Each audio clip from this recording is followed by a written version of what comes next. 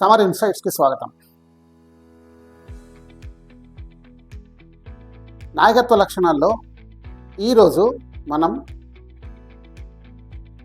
బాధని ఎలా బలంగా మార్చుకోవాలి అనేది నేర్చుకున్నాం. ఏ నాయకుడైనా కానీ జనాల్ని ముందుకు నడిపేవాడు కాదు, బాధని భరించే శక్తి ఉన్నవాడు నాయకుడు అంటాడు. చాలాసార్లు నాయకత్వం అంటే పవర్ అనుకుంటాం, కాదు, పవర్ కాదు, అది బాధల్ని ఓర్చుకునే శక్తి.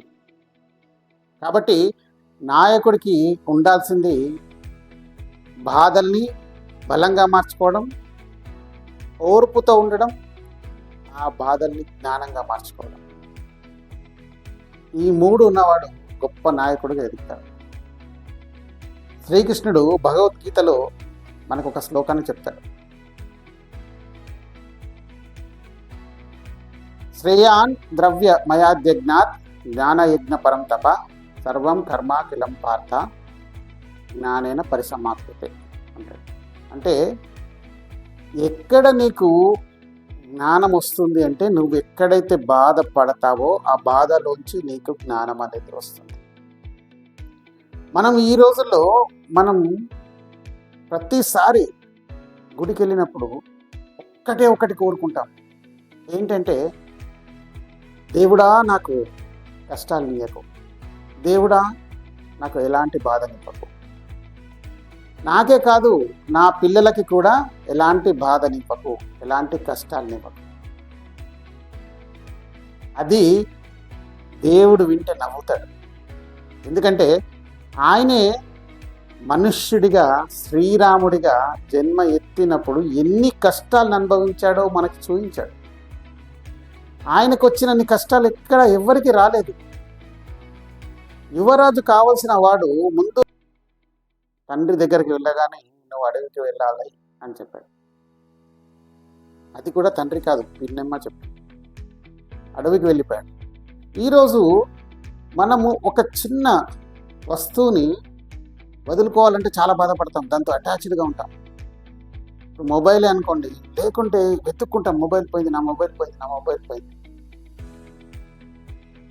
కొన్ని గంటలు మొబైల్ లేకుండా ఉండలేవు.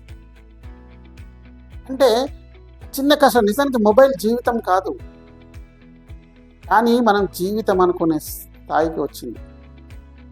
బాధని ఎవరైతే బలంగా మార్చుకుంటాడో వాడు నాయకుడు అవుతాడు.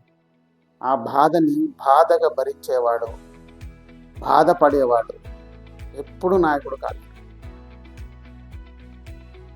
అంటే దాని ఉద్దేశం ఏంటంటే, నువ్వు నీ జీవితాన్ని ఒక బానిసలాగా బతకడానికి సిద్ధమైపోయావు. అందుకే కదా దేవుడి దగ్గరికి వెళ్ళి, దేవుడా నాకు కష్టాలను ఇవ్వకు, దేవుడా నాకు బాధల్ని ఇవ్వకు అని కోరుకుంటున్నావు. నీకే కాదు, నీ పిల్లల్ని కూడా బానిసల్లాగా బతకడానికి అలవాటు చేస్తున్నావు. వాళ్ళకు కూడా నా పిల్లలకి ఎలాంటి బాధని ఇవ్వకు, ఎలాంటి కష్టాన్ని ఇవ్వకు. కష్టపడని వాడు నాయకుడు ఎలా అవుతాడు? ఏ నాయకుడి జీవితాన్ని తీసుకోండి, దాంట్లో ఎన్నో కష్టాలు, ఎన్నో బాధలు, ఎంతో ఓర్పు, ఇవన్నీ ఉంటాయి. ఇవన్నీ లేకుండా నాయకుడు అనేవాడు నాయకుడు కాలేడు. ఒకవేళ నాయకుడు తాను ఇవన్నీ నేను భరించలేను అనుకుంటే నీలాగా నాలాగా బతికేసేవాడు. ఒక అడవి జంతువు, జ్ఞానం లేని అడవి జంతువు, తనకి ఆకలేసినప్పుడు ఆ బాధని బలంగా మార్చుకొని వేరే జంతువు వెంట పరిగెడుతుంది. అది ఎంత ఫాస్ట్గా పరిగెడితే కన్నా ఎక్కువ ఫాస్ట్గా పరిగెట్టి దాన్ని అందుకుంటుంది. నాకు ఆకలేస్తుంది, నాకు ఎవరన్నా తెచ్చిస్తే బాగుండేది, నేను ఇప్పుడు పరిగెత్తలేను, నా కడుపులో నీరసంగా ఉంది, నా తల తిరుగుతోంది అని ఒకవేళ అడవి జంతువు, ఆ పులి కానీ లేకుంటే సింహం కానీ అనుకుంటే దానికి ఆహారం అనేది అందదు. కాబట్టి నువ్వు ఎప్పుడైనా సరే నువ్వు కష్టాలకి, బాధలకి బాధపడి భయపడి నువ్వు ఎక్కడైతే మూలకు కూర్చుంటావో నువ్వు అక్కడే ఉంటావు. నువ్వు నాయకుడిగా ఎదగలేవు. ఎప్పుడైనా నాయకుడు అనేవాడు తన కష్టాన్ని, తన బాధని బలంగా మార్చుకుంటాడు. దాని నుంచి జ్ఞానాన్ని సంపాదిస్తాడు. సంపాదించి ఫ్యూచర్లో దాన్ని అప్లై చేసి విజయాన్ని సాధిస్తాడు. బాధ అనేది మనని విజయానికి చేరువగా చేసే సాధనం. మనం ఎన్నోసార్లు వింటాం మనం సామెతని, బంగారం బంగారంగా మెరవాలండి, అది నిప్పులో కాలితేనే అది బంగారం మెరుస్తుంది. మరి ఏం నేర్చుకున్నాం దాని నుండి? దేవుడి దగ్గరికి వెళ్ళి మొరపెట్టుకుంటాం, నాకు ఎలాంటి కష్టాన్ని ఇవ్వకు, నాకు వచ్చిన కష్టాన్ని తీసేయి. బాధని ఎవరైతే ఓర్పుగా భరిస్తారో, దాన్ని బలంగా మార్చుకుంటాడో, బాధని బాధలాగా కాకుండా దాని పరిష్కారం వైపు ఎవరైతే ఆలోచిస్తారో, బాధని బాధలాగా కాకుండా దాన్ని బలంగా మార్చుకొని తన విజయానికి సోపానంగా మార్చుకుంటాడో, వాడే గొప్ప నాయకుడు ఎదుగుతాడు. సీతమ్మని ఎవరు ఎత్తుకెళ్ళిపోయారు తెలియదు. ఇప్పటిలాగా అప్పుడు ఫోన్లు లేవు, గూగుల్ మ్యాప్స్ లేవు, వెతకాలి. ఎక్కడని వెతుకుతాడు? పెద్ద అడవి, దట్టమైన అడవి. అడవిలో ఒక్కొక్క చెట్టు వెతుకుతూ ఎక్కడున్నాడు వెతుకుతూ వెళ్ళాడు. తాను నా భార్యను ఎవరు ఎత్తుకెళ్ళిపోయారని బాధపడి అక్కడే ఏడుస్తూ కూర్చుంటే ఆయనకు విజయం రాదు. పట్టు పరుపుల మీద ఆయన అంతఃపురంలో పడుకోవాల్సిన రాముడు గుహల్లో పడుకున్నాడు. ఇలా చిటికేస్తే, చప్పట్లు కొడితే 10 మంది 15 మంది నౌకర్లు వచ్చే స్థాయిలో నది వరకు వెళ్ళి అక్కడ దాహం తీర్చుకున్నాడు. సుగ్రీవుడితో స్నేహం చేశాడు. సుగ్రీవుడితో స్నేహం చేసి వచ్చిన వాళ్ళంతా ఎవరు? వానరులు. అలాంటి వానరులతో ఒక సుశిక్షితమైన సైన్యాన్ని ఎదుర్కోవాల్సి వచ్చింది. ఎదుర్కొన్నాడు, గెలిచాడు. అంటే ఆయన బాధ వైపు చూడకుండా పరిష్కారాన్ని ఆలోచించాడు. నేను ఎటువైపు వెళ్తే నేను మళ్ళీ సీతమ్మని తెచ్చుకోగలను అనుకున్నాడు. కానీ బాధతో ఆయన కూర్చోలేదు, ఏడుస్తూ కూర్చోలేదు.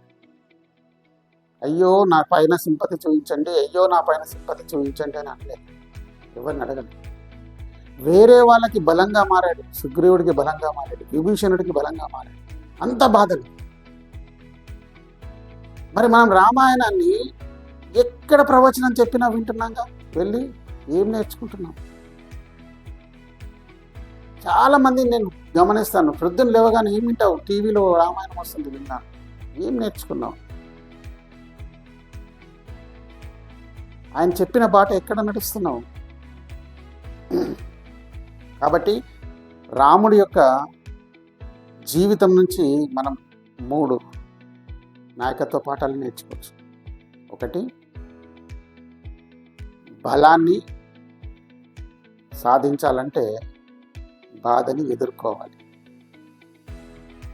2, ఓర్పుతో ఉండాలి, అప్పుడే విజయం అనేది నీ చేరువస్తుంది. 3, బాధని జ్ఞానంగా మార్చుకోవాలి. ఆ జ్ఞానాన్ని మన సమాజ శ్రేయస్సు కొరకు, మన వాళ్ళ శ్రేయస్సు కొరకు వాడాలి. ఇది మనం ఈరోజు తెలుసుకునే నాయకత్వ పాఠం. ఈ ఛానల్ మీకు నచ్చినట్టయితే సబ్స్క్రైబ్ చేయండి, అలాగే మీ బంధుమిత్రులకు షేర్ చేయండి, బెల్ ఐకాన్ని నొక్కండి. కొత్త ఎపిసోడ్ రాగానే మీకు ఇమ్మీడియట్గా నోటిఫికేషన్ వస్తుంది. Thank you.